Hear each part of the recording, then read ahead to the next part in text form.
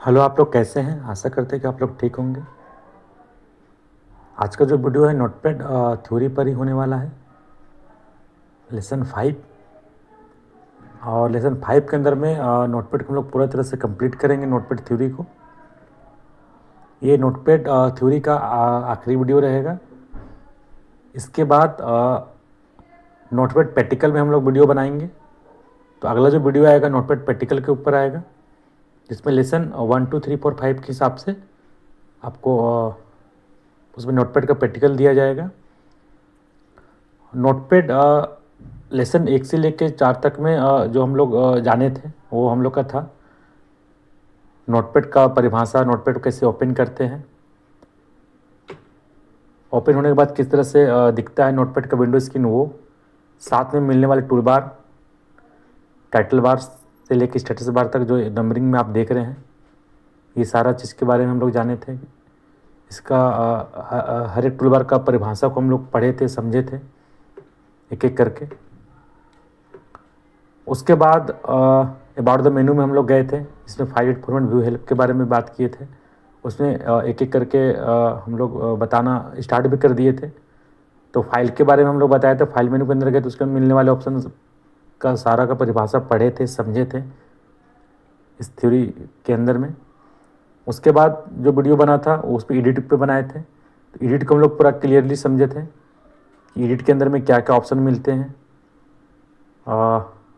इसका क्या परिभाषा होता है, क्या काम होता है, उसको समझने की हम लोग पूरा कोशिश किए थे। एडिट के बाद एक एक करके हम लोग सब कुछ सारा ऑप्शन के बारे में जिक्र किए थे। अब एडिट के बाद हम लोग का जो वीडियो बनेगा वो फॉर्मेटिंग पे बनने वाला है। मतलब आज का जो वीडियो बनेगा वो फॉर्मेट टैब के ऊपर बनेगा। और फॉर्मेट के बाद आपका आता है व्यू, उसके बाद आता है हेल्प।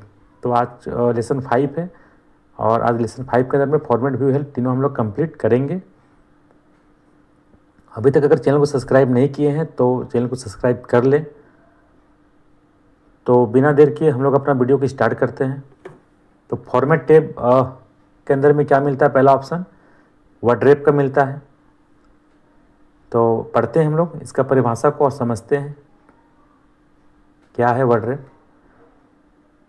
इसका उपयोग नोटपैड विंडो की विड्थ के अनुसार टेक्स्ट को दूसरी लाइन में लाने के लिए किया जाता है। यदि इसमें टिक नहीं लगाते हैं तब टेक्स्ट सिर्फ एक ही लाइन में टाइप होता है। तो वर्डरेप क्या है? अगर मान चलिए आप नोटपैड में अगर हम लोग आते हैं, क्योंकि नोटपैड ही हम लोग पढ़ रहे हैं, तो नोटपैड में जब हम लोग टाइप करते हैं तो अगर वर्डरेप पे यहाँ पे आपको परिभाषा में बताया जा रहा है, जैसे इसका उपयोग नोटपैड विंडो की विड्थ के अनुसार टेक्स्ट को दूसरी लाइन में लाने के लिए किया जाता है। यदि इसमें टिक नहीं लगाते हैं तब टेक्स्ट सिर्फ एक ही लाइन में टाइप होता है। अगर वर्डरेप पे आपका टिक लगा हुआ नहीं है और आप टाइप करते हैं नोटपैड पे, तो जब तक आप इंटर नहीं करिएगा तब तक आपको एक ही लाइन में टाइप होते जाएगा।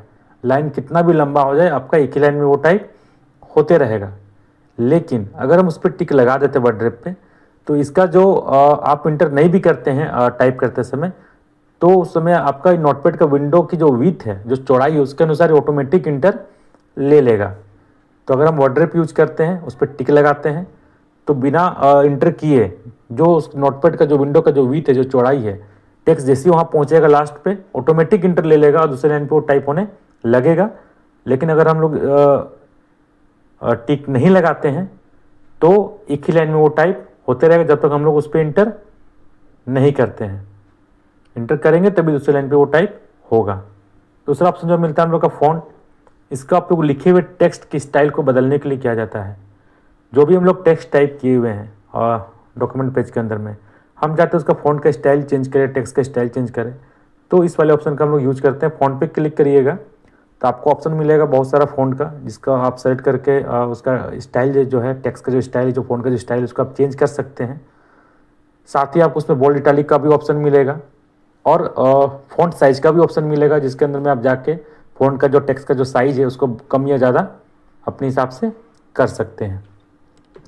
अगला ऑप्शन हम लोग का जो आता है, तो फॉर्मेट के अंदर में हम लोग को दो ही है ऑप्शन मिलता है, वर्डरेप और फ़ॉन्ट। और अगला जो हम लोग का टैब आता है वो आता है व्यू।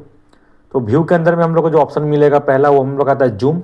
और जूम के अंदर आपको 3 ऑप्शन मिलेगा, जूम इन, जूम आउट और रिस्टोर डिफ़ॉल्ट जूम, जो कि आपको यहाँ पे स्क्रीन पे दिख रहा है, ठीक है। तो जूम इन के अंदर में क्या होता है, इसका उपयोग पेज को क्लोजअप व्यू में देखने के लिए किया जाता है। तो जब हम जूम करते हैं तो पेज क्या होता है हम लोग को बड़ा होता है, तो क्या होता है जो भी चीज़ लिखा हुआ हम लोग को सामने दिखता है। क्लोजअप व्यू में देखने के लिए हम लोग जूम इन का यूज करते हैं। जूम आउट, इसका उपयोग कम साइज में अधिक पेज देखने के लिए किया जाता है। अगर हम जूम कर देते हैं तो जो पेज है मेरा बड़ा होते जाएगा, तो बहुत सारा चीज़ होगा जो स्क्रीन पे आपको नहीं दिखेगा। पर आप चाहते हैं कि सारे चीज़ को हमको देखना है एक साथ, तो हम जूम आउट का यूज करते हैं। जैसे जूम आउट करेंगे तो जो जूम हो गया है तो क्लोजअप सामने की ओर दिख रहा है तो दूर की ओर जाएगा, तो दूर की ओर जाएगा तो जितना भी पेज जो स्क्रीन से जो बाहर की ओर चला गया है, जो स्क्रीन पे हमको नहीं दिख रहा है, वो भी हम लोग सारा पेज हम लोग का सामने की ओर जब आएगा, जब इमेज छोटा होने लगेगा, जब पेज छोटा होने लगेगा तो हम लोग क्लियर हम लोग को सारा चीज़ दिखेगा। तो अधिक पेज हम लोग इसमें देख सकते हैं। अगर जैसे 2 पेज पे अगर हम लोग काम कर रहे हैं, जूम कर दिए तो एक पेज को एकदम सामने से देख रहे हैं, तो स्क्रीन जितना बढ़ेगा उतना ही बड़ा आपको दिखेगा। लेकिन जब जूम आउट करते हैं तो जब छोटा होने लगेगा तो उसके बगल का जो पेजेस है वो भी आपको वहाँ सामने दिखने लगेगा। तो इसका यही परिभाषा है, इसका उपयोग कम साइज में अधिक पेज देखने के लिए किया जाता है। तीसरा ऑप्शन हम लोग आता है, इसका उपयोग रिस्टोर डिफ़ॉल्ट जूम। तो इसका क्या है परिभाषा, इसका उपयोग वापस से पेज को ओरिजिनल साइज में लाने के लिए किया जाता है। हम लोग जब भी नोटपैड ओपन करेंगे या कोई एप्लीकेशन ओपन करते हैं तो उस डॉक्यूमेंट अगर हम लोग बनाना जब स्टार्ट करते हैं तो हम लोग को जो नॉर्मल जो इस पेज का जो जूमिंग साइज रहता है वो 100% रहता है। तो अगर हम जूम आउट कर दिए तो मेरा परसेंटेज घट गया, जूम इन कर दिए तो मेरा जूमिंग जो पेज का जूमिंग परसेंटेज वो बढ़ गया। तो उसको आप चाहते हैं कि जो मेरा ओरिजिनल साइज था 100% उसी पर आ जाए, तो आपको कुछ नहीं करना, बस रिस्टोर डिफ़ॉल्ट जूम पे जैसे ही क्लिक करेंगे तो आपका पेज ओरिजिनल साइज में आ जाएगा और 100% जूमिंग ऑप्शन आपको दिखने लगेगा स्टेटस बार के अंदर में, ठीक है। अगला ऑप्शन हम लोग आता है स्टेटस बार। इसका उपयोग विंडो स्क्रीन में स्टेटस बार दिखाने या छुपाने के लिए किया जाता है। तो आपको व्यू के अंदर में जो स्टेटस बार मिलेगा तो आपको वहाँ पे एक टिक लगाने का ऑप्शन मिलेगा। आप उस पर अगर टिक लगाते हैं तो आपको स्टेटस बार नोटपैड का जो आपका टेक्स्ट एरिया है उसके नीचे आपको दिखने लगेगा, और आप उसको अनटिक करते हैं तो आपको स्टेटस बार दिखना बंद हो जाएगा। तो अगर आप चाहते हैं कि विंडो स्क्रीन में हम स्टेटस बार देखें तो आप इस पर टिक लगा सकते हैं, और चाहते हैं उसको हमको नहीं देखना है, हटाना है, तो इसको आप अनटिक करिएगा तो वहाँ से वो हट जाएगी। हम लोग का हो गया स्टेटस बार। अगला जो ऑप्शन हम लोग को मिलता है अगला जो व्यू के अंदर जो ऑप्शन हम लोग को था वो सारा हम लोग जिक्र कर चुके हैं। अगला जो हम लोग को टैब मिलता है वो हम लोग का हो गया हेल्प, और हेल्प के अंदर हम लोग को 3 ऑप्शन मिलेगा, व्यू हेल्प, सेंड फीडबैक और अबाउट नोटपैड। तो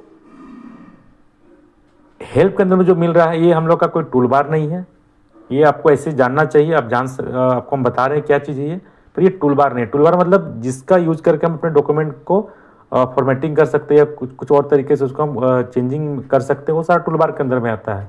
पर हेल्प के अंदर जो मिलता है इससे आप डॉक्यूमेंट में कुछ भी नहीं कर सकते हैं, ये बस जानकारी की वाला चीज़ है। तो हेल्प में क्या है उसको हम बताते हैं। तो व्यू हेल्प, अगर आपका सिस्टम में नेट कनेक्ट है तो आप जब व्यू हेल्प पे क्लिक करिएगा तो आपको ब्राउज़र खुल जाएगा वहाँ पे, और आपको नोटपैड से रिलेटेड कुछ आपको जानकारी वहाँ पे मिलेगा, ठीक है। हालांकि उसका जनरली कोई यूज करते नहीं है।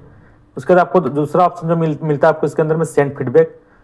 जैसे हम लोग कोई भी सामान परचेज करते हैं ऑनलाइन शॉपिंग से, तो हम लोग क्या करते हैं उसका फीडबैक देते हैं कि अच्छा था, ख़राब था, जैसा दिख रहा था वैसा नहीं था। तो उस तरह से यहाँ पे आपको सेंड फीडबैक उसी तरह से फीडबैक मांग रहा है। यहाँ पे ये किसका फीडबैक मांग रहा है, नोटपैड का मांग रहा है। जब इस पर हम क्लिक करते हैं तो आपका एक पेज खुलेगा नोटपैड का ही, और आपको फीडबैक देने का ऑप्शन मिलेगा कि आप इस पर क्या फीडबैक दे सकते हैं नोटपैड से रिलेटेड। तो आप फीडबैक दे सकते हैं नोटपैड अच्छा था, ख़राब था और अच्छा होना चाहिए, तो इस तरह से आप इस पर फीडबैक डाल सकते हैं। पर इसका भी हम लोग यूज नहीं करते हैं। तीसरा ऑप्शन जो आता है हम लोग का अबाउट नोटपैड। अबाउट नोटपैड जब हम लोग क्लिक करते हैं तो ये सिर्फ आपको ये बताएगा कि आप जो नोटपैड यूज कर रहे हैं कौन सा विंडो है में है, इसका वर्जन कौन सा है, और किसके नाम से ये लिया गया है सॉफ्टवेयर को, वो सारा चीज़ आपको वहाँ उस पेज के अंदर में बताएगा। तो बस ये जानकारी ही के लिए ही रहता है, ठीक है। तो ये कोई टूल बार नहीं है, बस इतना ही है इसके अंदर में। तो ये हम लोग का नोटपैड का आखिरी टैब जो कि हेल्प। तो आज का जो वीडियो है हम लोग का नोटपैड के ऊपर पूरा कंप्लीट हो गया है, और लेसन 5 हम लोग का लास्ट लेसन बना नोटपैड के अंदर में। और नोटपैड का जो थ्योरी लेसन जो चल रहा था 1 से लेकर 5 तक का, तो आज हम लोग का थ्योरी लेसन नोटपैड का पूरी तरह से ख़त्म हो गया है। अब जो वीडियो अगला जो आएगा वो आपका, जैसे हम अभी तो कुछ देर पहले बताए थे कि नोटपैड का प्रैक्टिकल के ऊपर में आएगा। और जैसे लेसन 5 में आपका थ्योरी कंप्लीट हुआ है तो उसी लेसन वाइज प्रैक्टिकल भी डालेंगे। जैसे कि मेरे चैनल पर आएगा वो वीडियो, तो आप उसको देख सकते हैं।